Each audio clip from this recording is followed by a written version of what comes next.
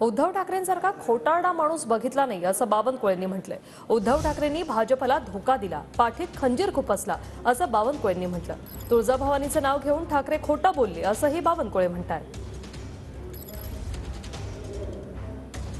खोटारडा माणूस मी माझ्या आयुष्यात बघितला नाही।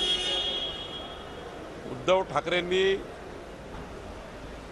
भाजपाला धोका दिला, देवेंद्रजीच्या पाठीत खंजीर खुपसला आणि आता हे पाप झाकण्याकरता पुन्हा वारंवार तुळजाभवानी आईचं नाव घेऊन, जी आई साक्षात आहे, जागृत आहे, आईचं नाव घेऊन त्या ठिकाणी पुन्हा खोटं बोलणे परमेश्वराला सुद्धा किमान भिलं पाहिजे असं मला वाटतं।